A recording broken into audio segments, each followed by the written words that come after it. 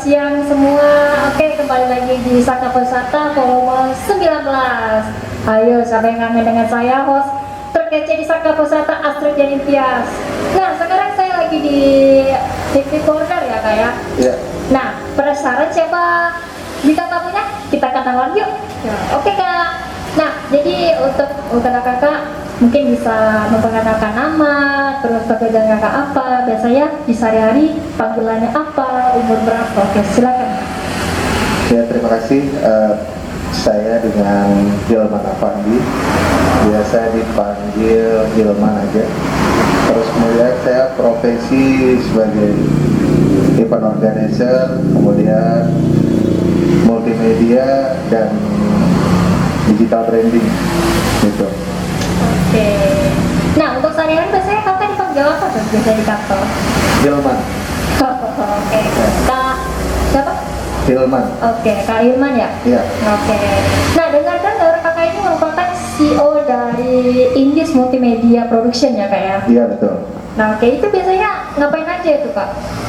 Banyak ya di Indis itu kita event organizer, kemudian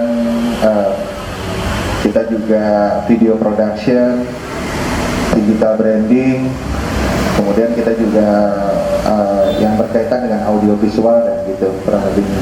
Oh, itu sudah berapa lama berdirinya? Itu event yang betul-betul saya rasa apeksi tahun kemarin, kemudian undian Simpeda itu lumayan persiapannya berbulan-bulan karena artis 2019 waktu itu belum pandemi. Jadi mulai dari konsep sampai mendatangkan artis itu udah luar biasa gitu. Oh, luar biasa. Nah, untuk mungkin ada kali ya orang yang ingin bergabung dengan Indis Media Production, itu apa aja syaratnya? Kalau biasanya kita kalau open itu sesuai apa yang dicari. Jadi kalau kita butuh desain, kita butuh editor, kita butuh pengisi job-job itu biasanya kita juga kemarin kita posting di IG kita untuk terkait hal-hal yang kita cari gitu. Kalau bergabung sih nantinya sesuai aja apa yang kita cari. Misalnya kita cari desain, ya udah kita nanti posisi desain memang yang betul-betul kita tes bisa, ya itu bisa kita ini. Nah, kebetulan juga di situ timnya memang tim lama, semua tim lama memang di posisinya udah masing-masing sesuai job desk-nya. Jadi lebih ke arah sesuai ini. Jadi kalau kita ditanya tadi apa syarat-syarat, ya memang sesuai yang kita butuhkan. Di saat itu kita lagi butuh apa, ya harus orang yang profesional di bidangnya gitu. Oke. Nah, kan Kak ini lagi masa pandemi ya, mungkin klien pun juga agak kurang ya. Nah, ada nggak dampak Kurang besar? Ya. Ada nggak dampak besar bagi Indis Multimedia Production? Jelas semua seluruh pelaku event itu di seluruh Indonesia, seluruh dunia sekalipun itu merasa wajib ini. Cuma ya kita harus bertransformasi juga mengikuti keadaan. Kita nggak bisa mengikuti, kita juga nggak bisa diam karena itu pasti ya kelibas lah nantinya kalau malah kita mengikuti ya. Kita kali ini kan semuanya serba digital, mulai event dari digital, kita webinar, event live streaming seperti ini, podcast juga kita juga melayani gitu. Jadi kita full ke digital. Namun ya mungkin yang tadinya di digital itu perlengkapan dari sisi equipment pun sangat kecil, artinya yang melibatkan event di luar seperti kemarin ada tenda, ada panggung, ada itu udah nggak ada lagi, hampir mau 1,5 tahun ya setelah pandemi ini udah nggak ada lagi ya, kecuali kalau yang kecil-kecil aja yang skalanya. Tapi kalau yang ribuan orang itu udah nggak ada lagi dengan kebutuhan skala besar ya.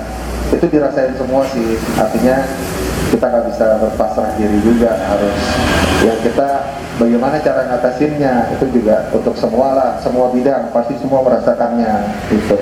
Oke.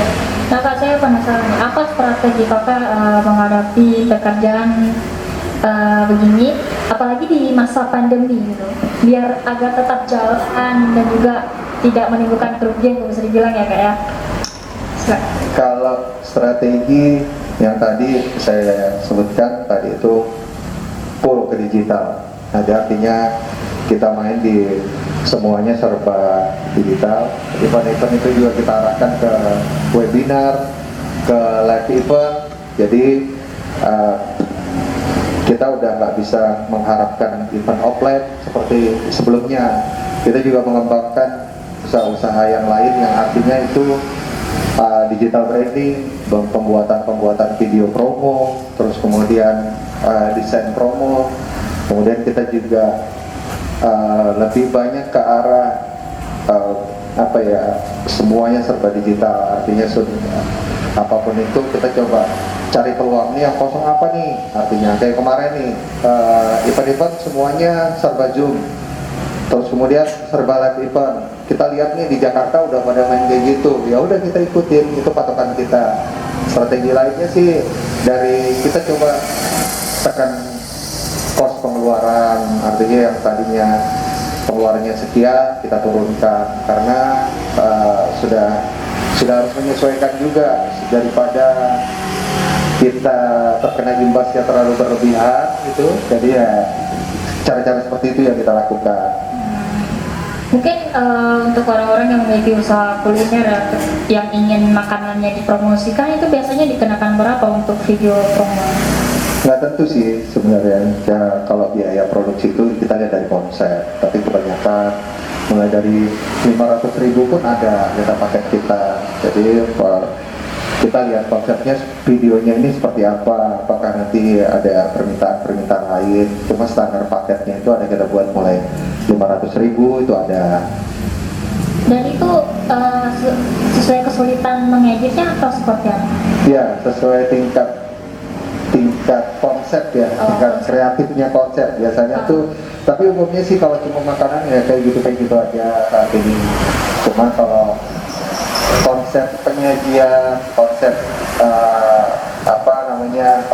artinya konsep take-nya, konsep editnya, konsep finalnya itu seperti apa, itu nanti yang jadi pertimbangan kita untuk menentukan budgeting gitu. Oke, jadi di Indis Multimedia Production ini juga bisa buat film nggak? Bisa. Jadi ada beberapa juga, kita ada beberapa buat film, ada kita ikutkan di festival film pendek, itu ada yang beberapa yang sudah, ada yang beberapa juara, ada juga kita ikutin, kita di tingkat nasional juga pernah kita ikutin. Kita juga pernah buat film, parahnya Muhammadiyah buat TKABA ya, TKABA Indonesia. Kemarin juga terakhir kita ikut film pendek di Kaltara ya gitu. Nah, tips kunci sukses menurut kakak ya, versi kakak. Tips apa? Kunci sukses hingga sekarang jadi CEO.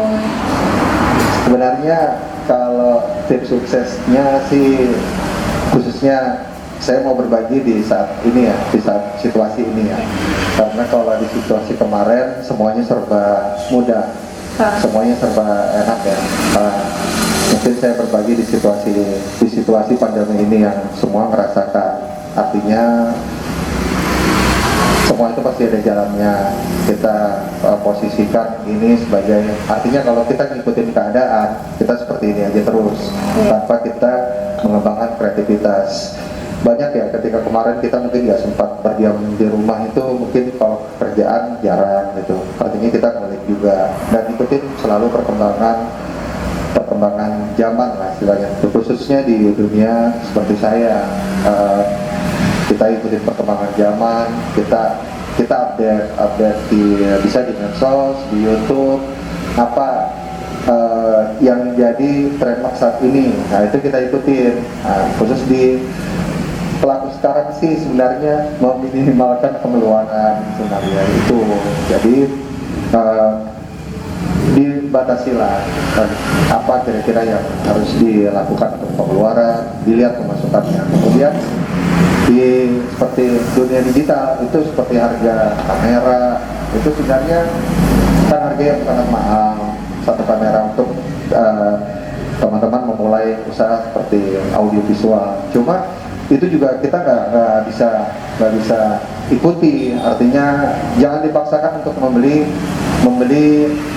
gadget yang menyesuaikan, artinya bisa kita akalin dulu, nantinya kita dalami teknik editingnya, itu bisa kita sewa atau kita pinjam produksi atau pakai tenaga orang lain, editing finalnya kita itu bisa bekerja sama. Jangan dipaksakan untuk, saya lihat sekarang anak-anak yang udah terjun ke situ membeli, nanti artinya pada job udah mikir nih, udah habis beli kamera kemarin, nah kayak gitu.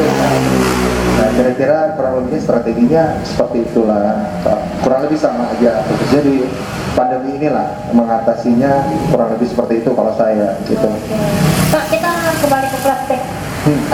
Kenapa kakak ingin terjun ke bidang multimedia sehingga sebelum terbangunnya Indis Multimedia Production? Kalau dulu dunianya emang dari awalnya suka. Jadi saya kemarin dari dulunya suka dunia seperti ini. Dulunya dari musik digital, saya dulunya sering produksi. Akhirnya saya ke kuliah kemarin di Jogja, banyak memperdalam itu, teman-teman juga saya bergaul di dunia itu. Jadi memutuskan kemarin juga kerja di Jogja, bergabung dengan tim di sana sekitar 12 tahun ya kemarin, dari 99 saya itu udah mulai, jadi sambil kuliah juga sambil kerja gitu, sambil kerja di dunia seperti ini. Akhirnya dia memutuskan balik ke kampung halaman untuk membuka Indis di sini gitu. Oh, bukan seperti ini juga. Iya. Oke, menarik. Nah, mungkin mulai dari nol kan pasti nggak ada modal ya. Bagaimana kakak survive gitu hingga sampai sukses seperti ini? Ya, yang tadi saya bilang, artinya dulu juga kita memulai juga sesuatunya dari nol, semuanya dari nol. Saya pindah di sini juga, dulu juga saya mungkin nanti teman-teman fotografi, videografi, kalau nonton ini pasti tahu. Saya juga dulu turun di lapangan sendiri, artinya, ya saya juga ngedit sendiri, artinya semua itu kita lakukan supaya kita naik tangganya enak gitu, paham. Dan ketika kita udah di atas, artinya udah menduduki posisi pimpinan, kita udah tahu situasinya, katakan dia di bawah seperti apa, situasinya seperti apa, karena kita udah ngalamin gitu. Tips-tipsnya itu aja sih, kita menguasai bidang yang memang kita sukai. Kalau bidang itu kita fokus, itu ada aja. Katanya ketika kita seperti tadi saya cerita, kita di dunia multimedia, ketika kita tahu ini event di Jakarta beralih ke event skala live, skala Zoom, itu pasti kita udah tahu, oh Zoom itu seperti ini, kita nggak usah belajar dari awal lagi, tinggal caranya seperti ini. Apalagi udah disiapkan software-softwarenya gitu. Nah jadi itu jadi semua perjalanan itu tidak mudah ya untuk menuju kesuksesan, pasti ada rintangannya.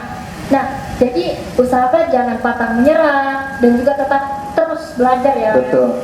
Nah mungkin bagi agoy-agoy yang penasaran kita lagi di mana, kita lagi di mana kak?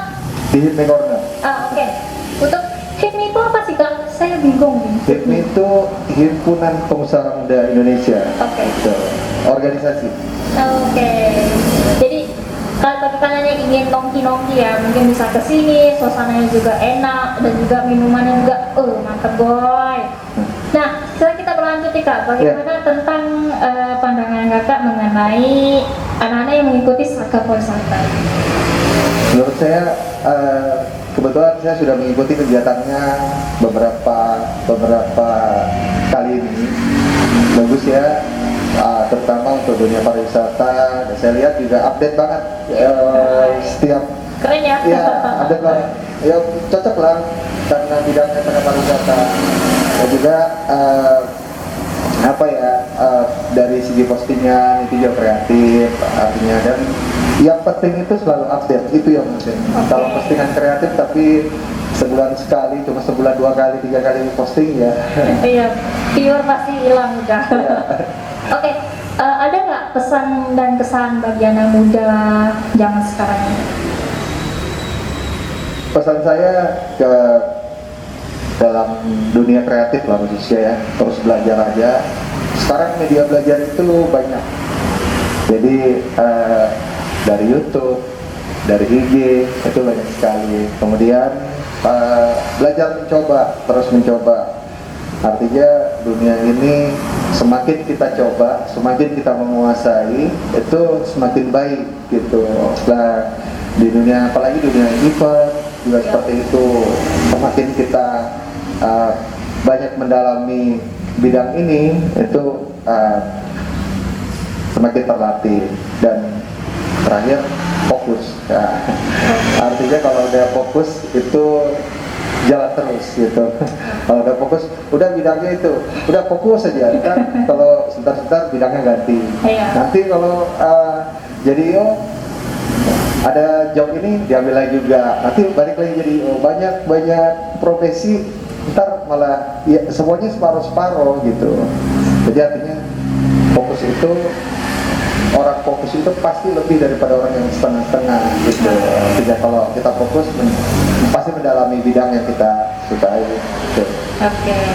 Jadi itu pertanyaan tadi menutup acara kita. Iya. Nah, jadi sebelum kita tutup nih, kita ada yayanya nih Kak. Apa tuh? Nah, yaya begini. Jadi pada saat saya bilang Saka Wisata Pesona Indonesia, Oke. Pesona Indonesia Wonderful. Bisa kan? Oke, apa tadi episode? Pesona Indonesia Wonderful. Oke, Dan siap. tambah satu lagi, diskon apa? Mantap. Oke. Kita klik ya. Ya. Saka Wisata Pesona Indonesia. Pesona Indonesia Wonderful. Wonderful. Diskon apa? Mantap. Mantap. Terima kasih sudah nonton. Terima kasih. Ada